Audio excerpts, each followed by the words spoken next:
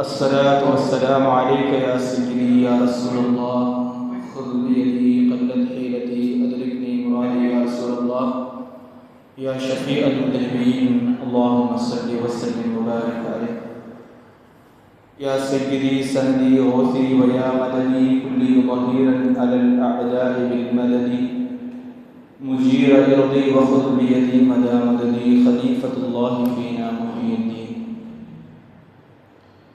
புகழனைத்தும் ஏகவல்லவனாம் அல்லாஹ் ஒருவனுக்கே உரித்தாக.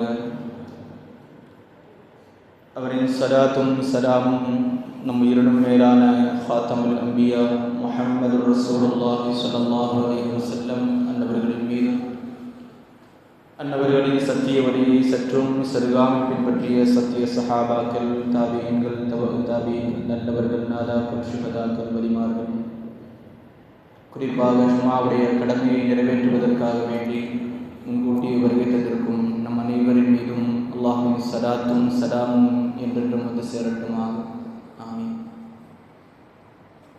சங்கைக்குரியவர்களே, நாம் இருக்கக்கூடிய இந்த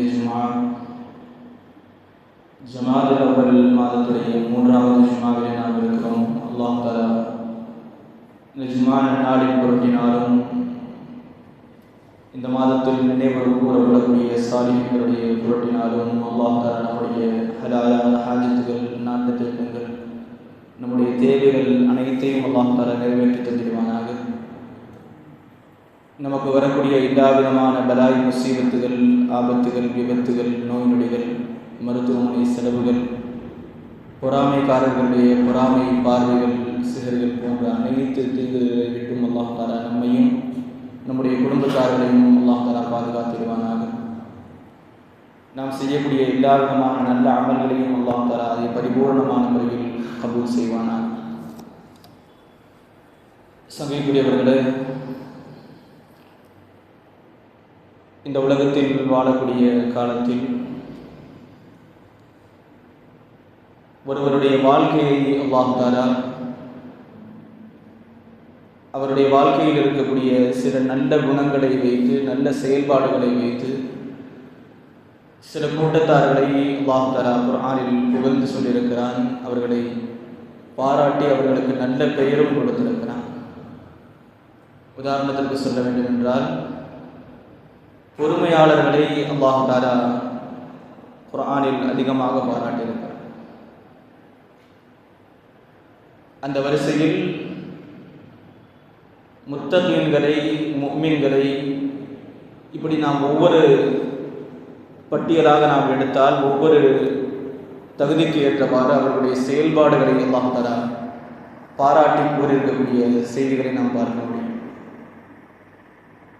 அந்த விதத்தில் அல்லாஹ் தஆலா சில கூட்டத்தார்களை உண்மையாளர்கள், உலாயிக ஹுமுஸ் ஸாலிஹூன், அவர்கள் உண்மையாளர்கள் என்பதாக அல்லாஹ் தஆலா சில மக்களை புகழ்ந்து சொல்கிறான். அவர்களில் கட்டுப்பட்டவர்கள்தான். ரசூலுல்லாஹி ஸல்லல்லாஹு அலைஹி வஸல்லம் அவர்களோடு மக்காவை விட்டு தன்னுடைய எல்லா விதமான செல்வங்களையும் பொருள்கள் அனைத்தையும் துறந்து மதீனாவிற்கு வந்த முஹாஜிர்களை பற்றி அல்லாஹ் தஆலா சொல்லும் பொழுது, லில் ஃபுகராஇல் முஹாஜிரீன அல்லதீன உஹ்ரிஜூ மின் தியாரிஹிம் வ அம்வாலிஹிம், மக்காவை விட்டு தன்னுடைய வீடு வாசல்களை, சொத்து சுகங்களை எல்லாம் விட்டு ஃபுகராக்களாக மதீனாவிற்கு வந்தவர்கள் இருக்கிறார்களே, அவர்கள் எதற்காக வந்தார்கள்? அல்லாஹ் ரசூலுக்காக வேண்டி.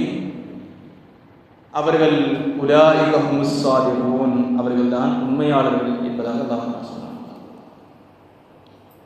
அதோடு முடிக்கவில்லை, அதோடு சேர்த்து 2 கூட்டத்தார்களை, அந்த சாதிகீன்கள், உண்மையாளர்கள் என்ற பட்டியலில் அல்லாஹ் தஆலா சேர்க்கிறான். அதில் ஒரு பிரிவினர் தான் மதீனாவில் இருக்கக்கூடிய அன்சாரிகள். ஹிஜ்ரத் செய்து வந்த முஹாஜிரின்களை வரவேற்று அரவணைத்து அன்பு காட்டிய அன்சார்களை குறித்து அல்லாஹ் தஆலா சொல்லும் பொழுது, வல்லதீன தபவ்வஉ தார வல் ஈமான மின் கப்லிஹிம் யுஹிப்பூன மன் ஹாஜர இலைஹிம், அவர்களிடத்தில் யாரெல்லாம் ஹிஜ்ரத் செய்து வந்தார்களோ அவர்களை அவர்கள் நேசிப்பார்கள் என்பதாக சொல்லி அன்சாரிகளை அல்லாஹ் தஆலா பாராட்டுகிறார். சரி, இந்த சாதிகங்கள் என்கிற அந்தஸ்து அவர்களை தவிர்த்து வேறு யாராவது அடைந்து கொள்ள முடியுமா? அவர்களுக்கு அடுத்தபடியாக யாராவது இருக்கிறார்களா என்று கேட்டால் அதற்கும் குர்ஆன் பதில் சொல்கிறது. அல்லாஹ் தஆலா சொல்கிறான், வல்லதீன ஜாஊ மின் பஅதிஹிம், அந்த சஹாபாக்களுக்கு பின்னால் வந்தவர்கள், யகூலூன, அவர்கள் சொல்லுவார்கள், ரப்பனா இக்ஃபிர் லனா வ லிஇக்வானினா அல்லதீன சபகூனா பில் ஈமான், யா அல்லாஹ், எங்களுக்கு முன்னால் சென்ற முஃமினான எங்களுடைய சகோதரர்களை நீ மன்னித்து விடுவாயாக, அவர்களை எந்த விதத்திலும் குற்றம் பிடித்து விடாதே, அவர்களை மன்னித்து அவர்களுக்கு நீ மக்ஃபிரத்தை தருவாயாக என்று யார் தனக்கு முன்னால் சென்ற சமூகத்திற்கு துஆ செய்கிறார்களோ அந்த சமூகத்தை குறித்தும் அல்லாஹ் தஆலா என்ன சொல்கிறான்? உலாயிக ஹுமுஸ் ஸாலிஹூன். நமக்கு முன்னால் சென்ற சஹாபாக்கள், அவர்களுக்கு பின்னால் வந்த தாபியங்கள், அவர்களுக்கு பின்னால் வந்த நம்முடைய மார்க்கத்துடைய மார்க்க அறிஞர்கள், உலமாக்கள், இறைநேசர்கள் அனைவரையும் குறித்தும் இந்த ஆயத்து இறங்கியிருக்கிறது. நமக்கு முன்னால் சென்ற சஹாபாக்களுக்காக வேண்டியும், நம்முடைய முன்னோர்களாகிய வலிமார்களாக இருக்கட்டும், சாலிஹீன்களாக இருக்கட்டும், அவர்களுக்கெல்லாம் நாம் துஆ செய்யும் பொழுது அந்த சாதிகங்கள் என்ற பட்டியலில் நாமும் சேர்க்கப்படுகிறோம். அல்லாஹ் தஆலா அந்த சாதிகங்களை நம்மையும் அல்லாஹ் தஆலா அதில் சேர்த்திருவான். அவர்கள் செய்த காரியம் என்ன? முன்னால் சென்ற சமூக மக்களுக்கு துஆ செய்வது.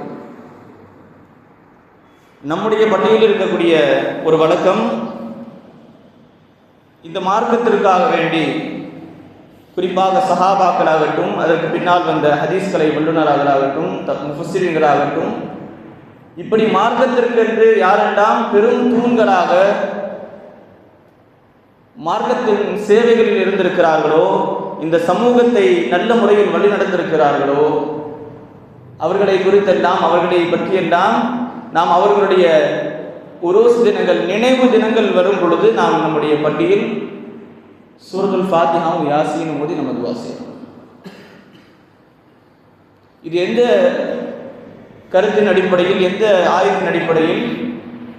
நம்ம ஆரம்பத்தில் போலிய நமக்கு முன்னால் சென்ற முஃமின்களுக்காக வேண்டி துஆ செய்வார்கள் என்று எந்த சாதிகளை குறித்து அல்லாஹ் தஆலா சொன்னானோ அந்த ஆயத்தின் அடிப்படையில் நாம் நம்முடைய முன்னோர்களுக்காக வேண்டி துஆ செய்வோம். இந்த துஆக்கள் அவர்களை சென்று சேருகிறது. அது மட்டும் இல்லாமல் நம்மிடத்தில் இருக்கக்கூடிய ஒரு வழக்கம், இன்னைக்கு யௌமுல் ஜும்ஆ, இந்த ஜும்ஆவுடைய நாளில் ரசூலுல்லாஹி ஸல்லல்லாஹு அலைஹி வஸல்லம் அவர்கள் இதை குறித்து சொல்லும் பொழுது, மன் ஸார கபர வாலிதைஹி அவ் அஹதிஹிமா, யார் ஜும்ஆவுடைய நாளில் தன்னுடைய பெற்றோர்களில் இருவரையோ அல்லது ஒருவருடைய கபரையோ யார் சென்று ஜியாரத் செய்கிறார்களோ, அங்கு சென்று அவர்களுக்காக வேண்டி துஆ செய்கிறார்களோ, அவர்களுடைய பாவங்கள் மன்னிக்கப்படுகிறது என்பதாக ரசூலுல்லாஹி ஸல்லல்லாஹு அலைஹி வஸல்லம். அதோடு மட்டுமில்லை, இன்னொரு ஹதீஸுடைய தொடரில் வரக்கூடிய வாசகம், அது யார் அடிக்கடி செய்கிறார்களோ, மன்கான ஜுவாரன் அல்லது ஜப்பாரன், யார் அடிக்கடி அவர்களை ஜியாரத் செய்கிறார்களோ, பெற்றோர்களை ஜியாரத் செய்கிறார்களோ, அவர்களுக்கு அல்லாஹ் தஆலா கொடுக்கக்கூடிய அந்தஸ்து யஸூரு கபரஹுல் மலாயிகா, துஆ செய்தவருடைய கபரை, இவர் மௌத்தாயிட்டார் சொன்னா இவருடைய கபரை மலக்குமார்கள் வந்து ஜியாரத் செய்றாங்க. இந்த ஒரு அந்தஸ்தை அல்லாஹ் தஆலா நமக்கு கொடுக்கிறார். இந்த அடிப்படையில் தான் நாம் ஒவ்வொரு வருடம் வரும் பொழுதும் நம்முடைய பெற்றோர்களாக இருக்கட்டும், நம்முடைய குடும்பத்தார்களாகட்டும், அதையெல்லாம் விட முக்கியமான இறை நேசர்களாகட்டும், அவர்களுக்காக நாம் துஆ செய்வோம். சரி, இது போய் சேருமா? அது மட்டும் இல்லாமல் நம்ம இறை நேசர்கள் என்று வரும் பொழுது நம்ம ஒரு தனி ஒரு வழியை வச்சிருக்கிறோம். என்னன்னா, எப்போ அவர்களுக்காக துஆ செய்யப்படுதோ அங்கே கொஞ்சம் உணவு விநியோகம் இருக்கும், அதாவது தவறு குடும்பம். இது எதுக்கு கொடுக்கப்படுகிறது? அதாவது போன வாரம் முடிக்கும் பொழுது இதை நான் சொல்லி முடித்தேன். இந்த உணவை குறித்து தவறான புரிதல், தவறான விஷயங்கள் இந்த சமூகத்தில் பரப்பப்பட்டு கொண்டிருக்கிறது. இது அந்த வலியுள்ளாக படைக்கப்பட்டது. இது எப்படின்னா, ஒரு கோயிலில் போய், அந்த ஒரு ஆலயத்தில் போய் அங்கே இருக்கிறதுக்காக வேண்டி படைக்கப்படுது இல்லையா, அந்த மாதிரி தான் இது அப்படிங்கிற மாதிரி தவறான கோணத்தில் இந்த சமூகத்தை திருப்பி இருக்கிறார்கள். நாம் ஒன்றை புரிந்து கொள்ள வேண்டும், இறந்தவர்களுக்காக வேண்டி நாம் செய்யக்கூடிய தர்மங்கள் அவர்களை சேர்கிறது. ரசூலுல்லாஹி ஸல்லல்லாஹு அலைஹி வஸல்லம் அவர்கள் தன்னுடைய அன்பு மனைவி ஹதீஜா ரலியல்லாஹு தஆலா அவர்களுக்காக வேண்டி தர்மம் செய்திருக்கிறார்கள், சதகா கொடுத்திருக்கிறார்கள். அன்னை ஆயிஷா ரலியல்லாஹு தஆலா அவர்கள் சொல்லக்கூடிய செய்தி புகாரியில் வரக்கூடிய செய்தி. அன்னை ஆயிஷா ரலியல்லாஹு தஆலா அவர்கள் சொல்லுகிறார்கள், நான் இந்த உலகத்தில் இருக்கக்கூடிய பெண்களில் ஆக ரோஷப்பட்ட பெண், எனக்கு ரோஷத்தை அதிகமாக உண்டாக்கிய பெண் அன்னை ஹதீஜா ரலியல்லாஹு தஆலா. ஏன்னா எப்போ பார்த்தாலும் ரசூலுல்லாஹி ஸல்லல்லாஹு அலைஹி வஸல்லம் அவங்களை பற்றியே பேசிட்டு இருப்பாங்க. எந்த அளவுக்குன்னா இந்த உலகத்தில் ஹதீஜா ரலியல்லாஹு தஆலாவை தவிர வேற யாரும் பெண்ணே கிடையாது அப்படிங்கிற மாதிரி பேசுவாங்க. அதோடு சேர்த்து சொல்கிறாங்க, இவங்க ஏதாவது ஹதியா கொடுத்தா, அதாவது ஆட்டை அறுத்து கொடுக்குற மாதிரி இருந்தால் இது ஹதீஜா ரலியல்லாஹு தஆலாவுக்காக வேண்டி சேர்த்து கொடுப்பாங்க. இதை ஹதீஜா ரலியல்லாஹு தஆலாவுக்கு அப்படின்னு சொல்லி கொடுப்பாங்க.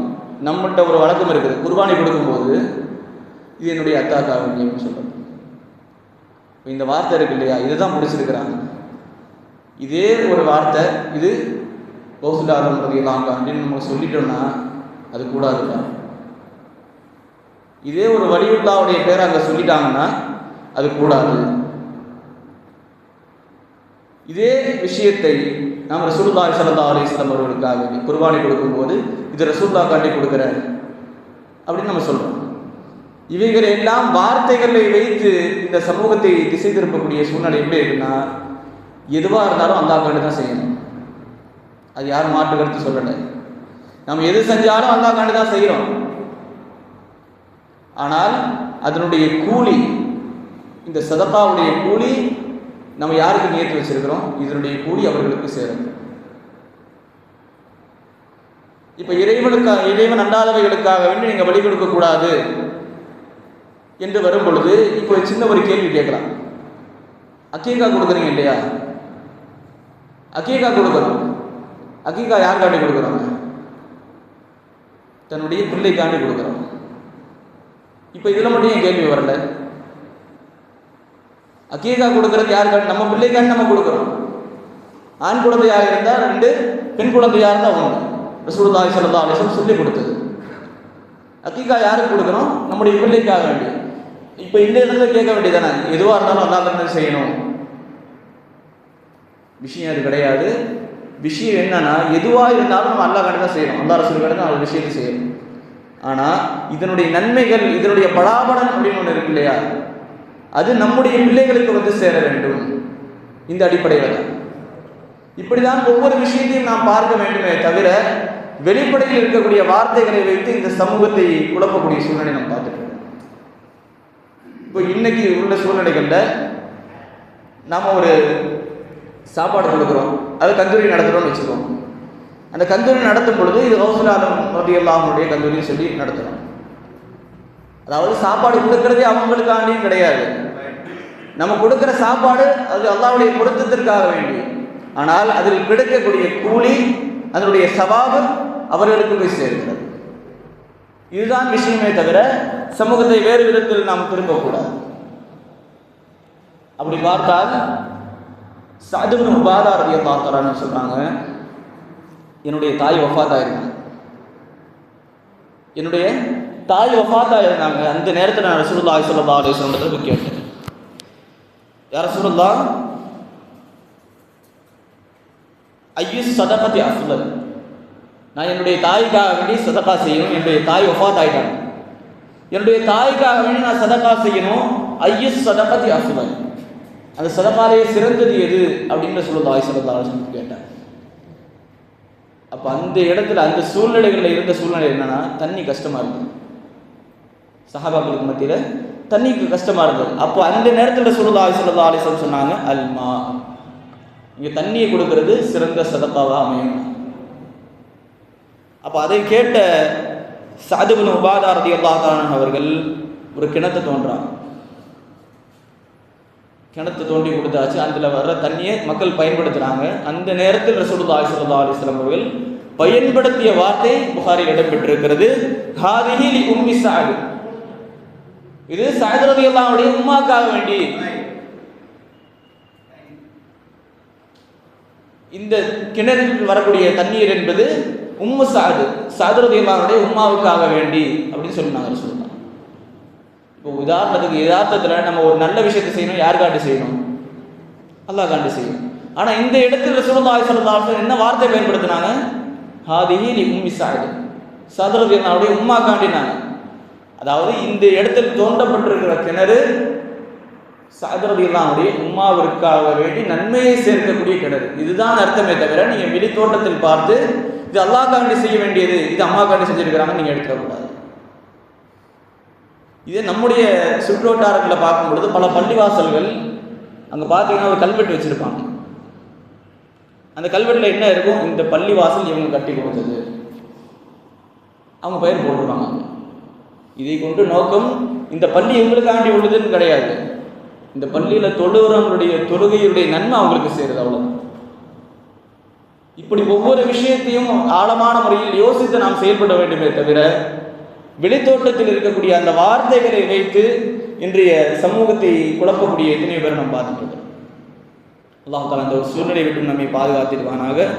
நாம் நம்முடைய முன்னோர்களுக்காக வேண்டி செய்யக்கூடிய நன்மைகள் அவர்களை சென்று சேர்கிறது. ரசூலுல்லாஹி ஸல்லல்லாஹு அலைஹி வஸல்லம் இடத்துல ஒரு மனிதர் வருகிறார். சுனன் தாரகுத்னியில் பதிவு செய்யப்பட்டிருக்கிற ஹதீஸ் இது. ரசூலுல்லாஹி ஸல்லல்லாஹு அலைஹி வஸல்லம் இடத்துல வர்றாங்க, வந்து கேட்குறாங்க, யா ரசூலுல்லாஹ் இன்னலி அபவைனி குந்து அபர்ரஹுமா ஹால ஹயாத்திஹிம்.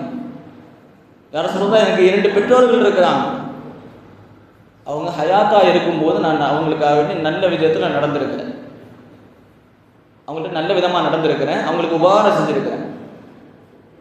அடுத்து சொல்கிறாங்க ஃபகைஃப பில் பிர்ரி பஅத மௌத்திஹிமா.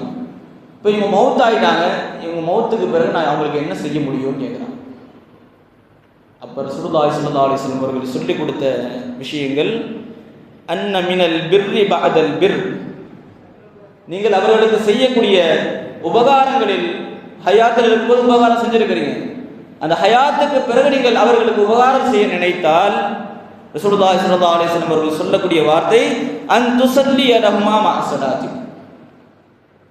உங்களுடைய தொழுகையோடு சேர்த்து அவங்களுக்காக வேண்டி நீங்கள் தொழுகுங்க அப்படின்னா. தொழுகை யாருக்காக வேண்டி உள்ளது? அல்லாஹ்வுக்காக வேண்டி. இந்த இடத்தில் ரசூலுல்லாஹி ஸல்லல்லாஹு அலைஹி வஸல்லம் பயன்படுத்தக்கூடிய வார்த்தை அன் துஸல்லி லஹுமா மஅ ஸலாத்தி, நீங்கள் தொழுகிறீங்கன்னா அதோடு சேர்த்து அவங்களுக்கும் தொழுகுங்கன்னா, அவங்களுக்குன்னா இது தொழுகையுடைய நன்மை அவங்களுக்கும் நியத்து வைங்கன்னு அர்த்தம். அடுத்து சொல்லுகிறார்கள் அன் தஸூம லஹுமா மஅ ஸியாமிக், நீங்கள் நோன்பு வைத்தால் அதில் அவர்களுக்கும் நன்மையை நீங்கள் சேருங்க. வ அன் தஸத்தக லஹுமா மஅ ஸதகத்திக், நீங்கள் சதகா கொடுத்தா அந்த இடத்தில் இந்த சதகாவுடைய நன்மை என்னுடைய தாய்க்கு என்னுடைய தந்தைக்கு நியத்து வைங்க. இவ்வளவு விஷயங்கள் தெளிவான முறையில் மார்க்கத்தில் சொல்லிக் கொடுக்கப்பட்டிருக்கிறது. இவ்வளவு தெளிவாக விஷயங்கள் இருந்தும் கூட மக்களில் பேசக்கூடிய வார்த்தைகள் நீங்கள் மௌத்தாயிட்டாங்கன்னா அவ்வளோதான் முடிஞ்சுது, நீங்கள் செய்கிறது எதுவுமே போய் சேராது. இதுதான் போன வாரமும் நம்ம பேசணும். சரி, இது ஒரு பக்கம் இருக்கட்டும். ஒவ்வொரு வழிமார்களாக இருக்கட்டும், சஹாபாக்களாக இருக்கட்டும், அவர்களுடைய நினைவு தினங்கள் வரும் பொழுது அவர்களுக்காக வேண்டி சூரத்துல் ஃபாத்திஹாவும் யாசீன் மோதி ஹதியா செய்யணும். இந்த வழிமுறை யார் கொண்டு வந்தது? ஏன் ஒவ்வொரு வருஷம் அவங்களுடைய உருசை நீங்கள் கொண்டாடுறீங்க? இதுக்கு என்ன ஆதாரம் நீங்கள் கேட்டீங்கன்னா ரசூலுல்லாஹி ஸல்லல்லாஹு அலைஹி வஸல்லம் ஒரு வளமை இருந்தது. இந்த நான் சொல்ல போகிற இந்த செய்தி மட்டும் கிட்டத்தட்ட 11க்கும் மேற்பட்ட தஃப்சீர்களில் இடம்பெற்றிருக்கிற செய்தி, குறிப்பாக தஃப்சீர் இப்னு கஸீர். ஏன் இந்த தஃப்சீரை மட்டும் நான் எடுத்து சொல்கிறேன் அப்படின்னா, இப்னு தைமியாவுடைய மாணவர் இப்னு கஸீர் ரஹிமஹுல்லாஹ் அவர்கள் எழுதிய தஃப்சீர், அதாவது கைரு முகல்லிதீன்கள், நாங்கள் அந்த மதஹபை பின்பற்ற மாட்டோம், இதை பின்பற்ற மாட்டோம் அப்படின்னு யாரெல்லாம் சொல்கிறாங்களோ அவங்கெல்லாம் பின்பற்ற ஒரு தஃப்சீர். இன்றைக்கி நீங்கள் பார்த்தீங்கன்னா தஃப்சீர் முழுமையான முறையில் தஃப்சீர் தமிழில் இருக்குன்னா இப்னு கஸீர் தான் இருக்கும் எல்லா இடத்துலையும் பார்த்தீங்க. அந்த தஃப்சீரை கூட சுருக்கமாக ஆக்கி அந்த சுருக்கத்திலும் சில செய்திகளை, அதாவது முக்கியமான செய்திகள்லாம் நீக்கிட்டு சுருக்கிறோம் அப்படிங்கிற பேரில் இன்னைக்கு இங்கிலீஷில் பல மொழிகளில் தஃப்சீர் இப்னு கஸீர் இருக்குது. ஆனால் அசல் பிரதி நீங்கள் எடுத்து பார்த்தீங்கன்னா அதில் இருக்கிற ஹதீஸுகள் இப்போ இருக்கிற பதிவுகளில் இல்லை. அதில் இருக்கக்கூடிய ஒரு செய்தி, ரசூலுல்லாஹி ஸல்லல்லாஹு அலைஹி வஸல்லம் அவர்கள் அன்ன ரசூலுல்லாஹி ஸல்லல்லாஹு அலைஹி வஸல்லம் கான யஸூரு குபூர ஷுஹதாஇ ஃபீ ரஅஸி குல்லி ஹவுலின் ஃபயகூலு லஹும். ஒவ்வொரு வருஷமும் ரசூலுல்லாஹி ஸல்லல்லாஹு அலைஹி வஸல்லம் அவர்கள் உஹதுக்கு போவாங்க. உஹதில் போர் நடந்து அங்கே ஷஹீதாகி அடக்கப்பட்டிருக்கிறாங்க இல்லையா, அந்த ஷுஹதாக்களுடைய கபரை ஜியாரத் செய்வதற்காக வேண்டி ரசூலுல்லாஹி ஸல்லல்லாஹு அலைஹி வஸல்லம் போறாங்க. அங்கு போய் அந்த இடத்தில் ரசூலுல்லாஹி ஸல்லல்லாஹு அலைஹி வஸல்லம் அவர்கள் சொல்வார்கள், ஸலாமுன் அலைக்கும் பிமா ஸபர்தும் ஃபனிஅம உக்பத்தார். உங்கள் மீது சாந்தி உண்டாகட்டும், சலாம் உண்டாகட்டும், நீங்கள் பொறுமையாக இருந்ததன் காரணமாக, இதில் போரில் நீங்கள் பொறுமையை கடைபிடித்ததன் காரணமாக உங்களுக்கு இருக்கக்கூடிய இந்த இருப்பு, உங்களுடைய கபர்கள் சந்தோஷமானதாகிவிட்டது, இது நல்ல இருப்பு என்பதாக ரசூலுல்லாஹி ஸல்லல்லாஹு அலைஹி வஸல்லம் அந்த இடத்துல சொல்லிட்டு வருவாங்க. இது இவங்களுடைய வழக்கம் மட்டும் கிடையாது. நம்ம சில ஹதீஸ்களில் பார்த்துருக்கோம், ரசூலுல்லாஹி ஸல்லல்லாஹு அலைஹி வஸல்லம் உஹது மலை மேலே இருந்தாங்க, கூட அபூபக்கர் சித்தீக் ரலியல்லாஹு அன்ஹு இருந்தாங்க, உமர் ரலியல்லாஹு அன்ஹு இருந்தாங்க, அப்படின்னு உஸ்மான் ரலியல்லாஹு அன்ஹு இருந்தாங்கன்னு செய்தி நம்ம பார்ப்போம். அப்போ அந்த இடத்தில் இதை வைத்து சொல்லுகிறார்கள், அல்லது சில தஃப்சீர்களில் வரக்கூடிய தெளிவான செய்தி, இது ரசூலுல்லாஹி ஸல்லல்லாஹு அலைஹி வஸல்லம் அவர்கள் செய்த ஒரு செயல். இதோடு முடியவில்லை, இதற்கடுத்து ரசூலுல்லாஹி ஸல்லல்லாஹு அலைஹி வஸல்லம் உடைய மறைவுக்கு பிறகு அபூபக்கர் சித்தீக் ரலியல்லாஹு அன்ஹு அவர்களும் இதை தான் செஞ்சாங்க.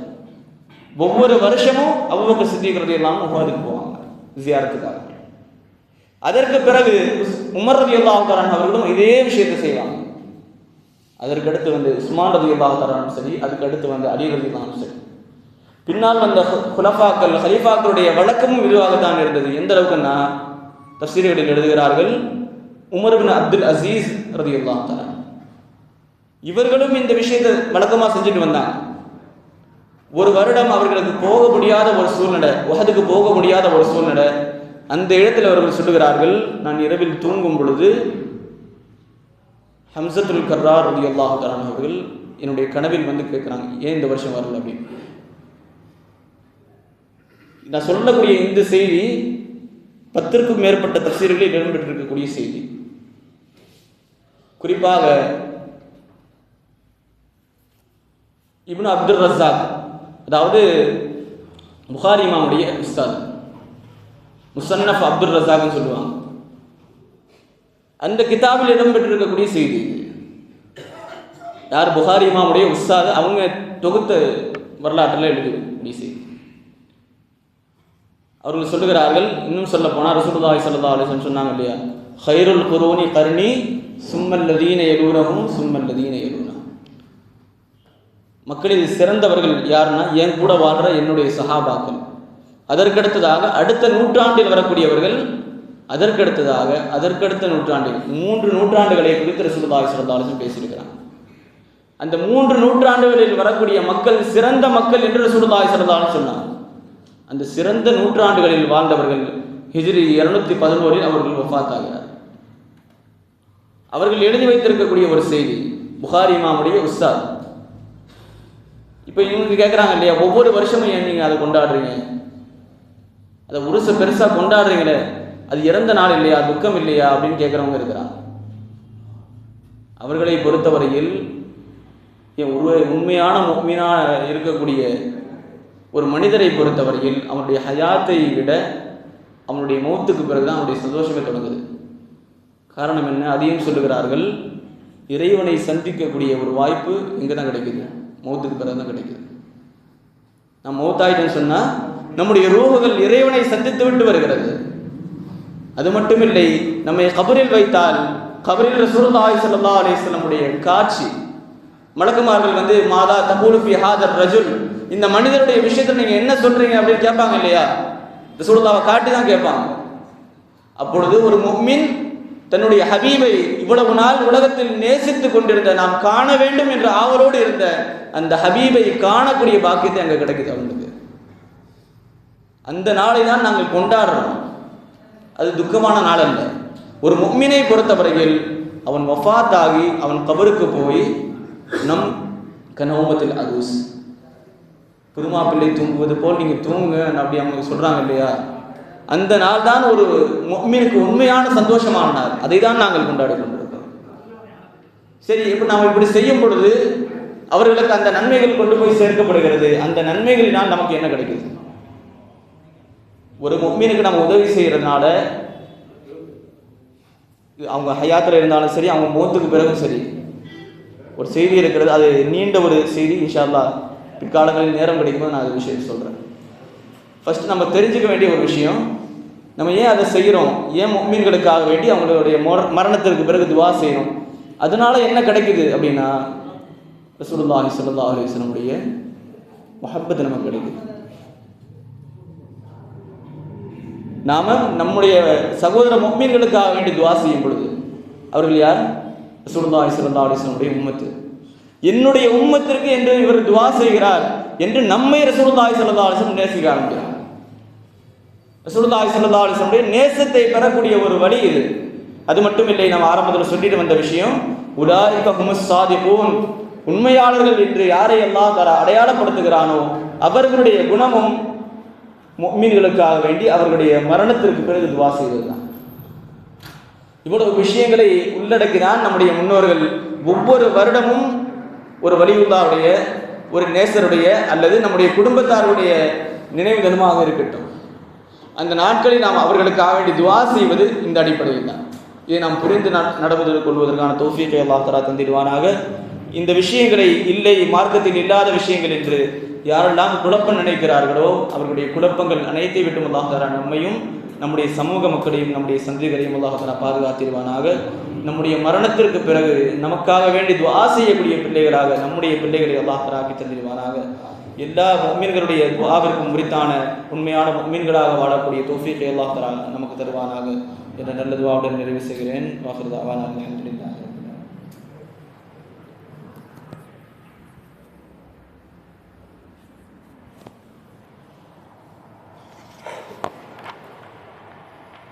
السلام عليكم ورحمة الله وبركاته.